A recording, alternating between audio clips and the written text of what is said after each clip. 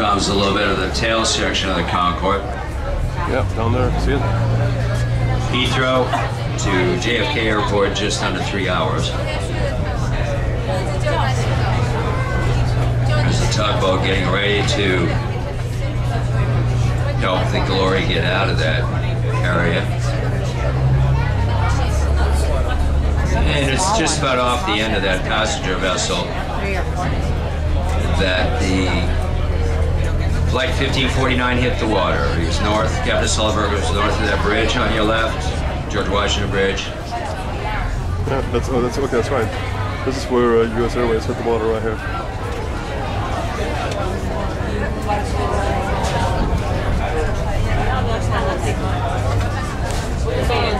George Washington Bridge on your left, Sully was north of the bridge, we can call him that. After hitting a flock of geese with his plane, decided to glide the plane down into the Hudson River.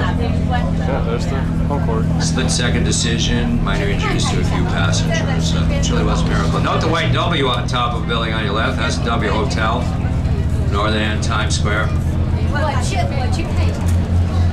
It's very close to that TKTS facility I mentioned, our Tourist Information Center, all within walking distance from most of you.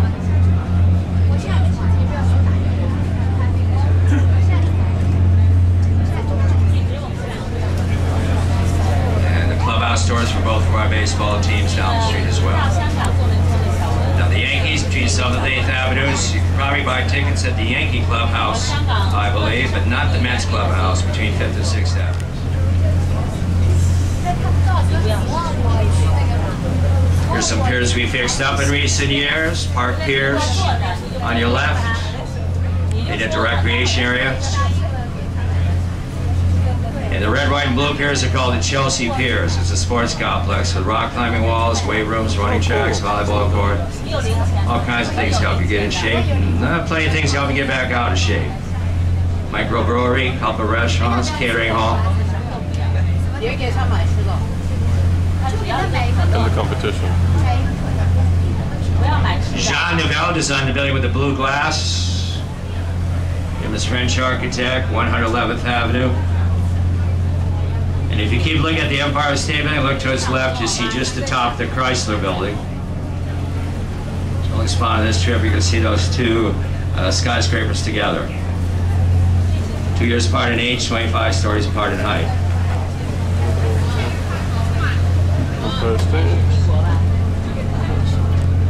The Annette and I Pier on your left, that's driving range for you golf enthusiasts. Want to work on your drive, get your form ready for the Open tomorrow? For next year, I should say, of course. Spend your time down here at West 23rd Street. It's open until midnight tonight, by the way, that driving range.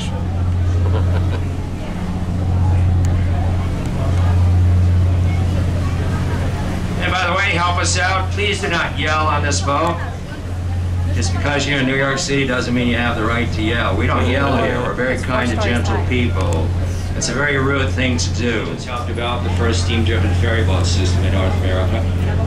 And all kinds of ferry boats going back and forth between Manhattan and New Jersey. It started out fine engineering, which the school we're going by. Around 14th Street and 9th Avenue. Meat packers are there, kind of get pushed out though by high real estate costs in that now very trendy neighborhood.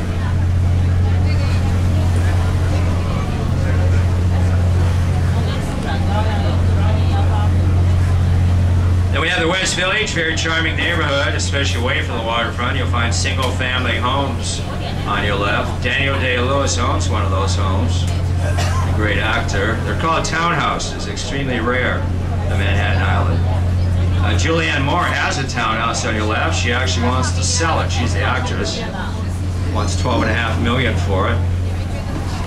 And NASCAR fans, Jimmy Johnson owns an apartment in that dark brown building on your left with the gray-green windows.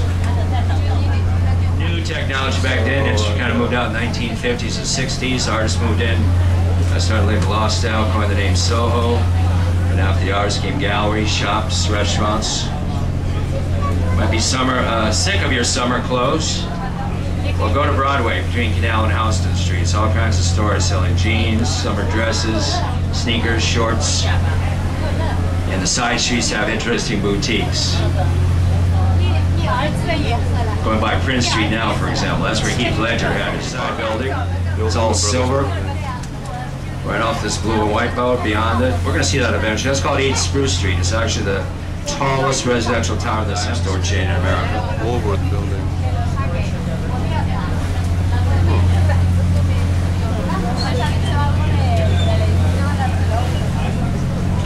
And also on your left, a building with a curved facade, all glass or silver. The New World headquarters for Goldman Sachs. Another financial firm we've heard a lot about in recent years. That building cost them $2.1 billion.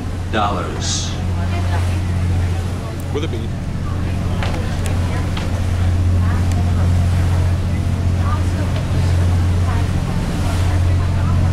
Then we have One World Trade Center with the cranes on top of it. That's going to go up 1,776 feet when it's completed in 2 years. A symbolic height for us Americans. That's 78 stories worth of building. Going to have 105 stories altogether. Then more of that cladding, which is faceted, and a little radio tower. So that'll make it 1,776 feet up in the air. Symbolic height for us Americans. American Express used a lot of the pyramid top building. Merrill Lynch, the building with the dome top. And here comes Vesey Street. Starts with a V. Look down the street and you see the northern side of One World Trade Center.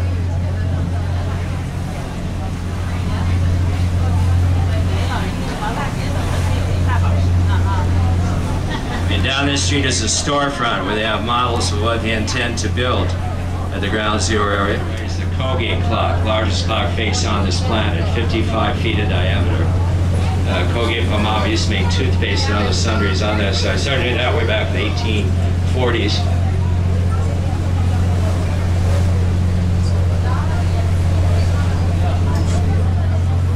That's Battery Park on your left, named after the gun baths that used to be there. And that's where you pick up the ferry boats to go out to the Statue of Liberty and or Ellis Island.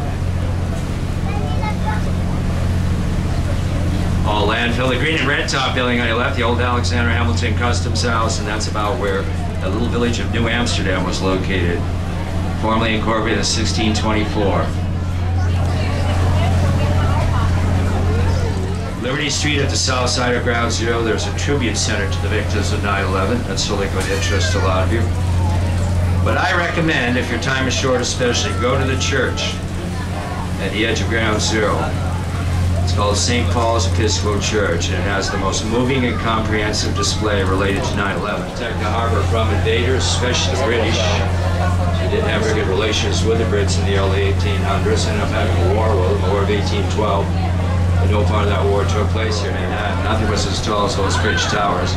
No church steeples, for example. And the bridge is about 130 years old, so it's getting some work done on it. If you were that old, probably going to see J.P. Morgan Chase with the slanted top. Keep looking at the south side of that building. The downriver side, you'll be looking down Wall Street, between the black window buildings and the older concrete buildings. And down the street, you'll see a church. It's at Broadway. It's the Trinity Church. It's Episcopal. And then right before the church on the left side of the street will be the concrete corner of the Stock Exchange. Just a little sliver of concrete. Here it comes, slightly behind us. We'll see this again, by the way. So there's the black window building, the older concrete building with the flagpoles on its side. And here comes Wall Street. Here comes the church down there, Broadway, 1846. There it is. Right there. And right before the church on the left side of the street is the concrete corner of the Stock Exchange. Closed to the public, but a block away is the Museum of American Finance, where they do have a live feed from the Stock Exchange. Tall ships on your left, which can be visited. Excuse me, they just lost money actually, so they don't have the payroll to pay the docents over there. So you can look at the boats from the outside, but one you can actually take a ride on. That blue-hulled vessel on your left called the Clipper City. These 4 times a day on a cruise out into the harbor. About 4 months ago, the cheapest apartment would be a studio, lowest floors, no view, and they start at $2,700 a month. $2,700 a month. The building with the gold statue is our municipal building. where a lot of city government takes place. And here on your right is a barge. That's actually a restaurant. It's a famous river cafe. Excellent food, very, very expensive. And here's the Great Broken Bridge right above your heads. The large red tower is called Confucius Plaza, very close to the center of our Chinatown. And then on your right is this neighborhood called Dumbo.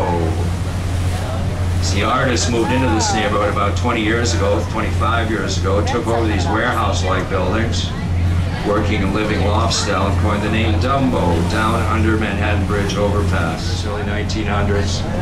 You had miles and miles of tenement buildings here, 5 stories high. You could have large families basically living in one 400 square foot apartment, 20 by 20 feet. It's the most crowded place in the world in the late 1800s with 900 people per acre, outdoor plumbing, no electricity. And then we have Tisch Hospital with the violet circles on it. Look carefully. The school color for New York University is violet, so NYU as we call it. New York University uses this facility for their medical school. Lango Medical Center or Tisch Hospital. In fact, there's a heliport on your left that's often used by medevac helicopters. Now here's your best shot for these on the Manhattan side of the Chrysler building. Our Art Deco masterpiece, Walter Price had it built. He, of course, the Chrysler Corporation. Mr. Chrysler had an apartment in the building, but no part of Chrysler Corporation was in the building. So I guess it's a bit ironic that Daimler Chrysler had space to build over all those pressing issues on our small planet. That's the Secretariat off the bow. Getting an eco-friendly makeover, looks like. Conference building over the roadway, and then some of you will be able to make out the General Assembly Dome. That's the new visitor center. It's all white. They're actually moving employees in there while they modernize the United Nations, which is well over 60 years old. And then on your right, the Queensboro Bridge. Roosevelt Island underneath the bridge, a bridge that connects Queens with Bloomingdale's. Get in the shopping mood.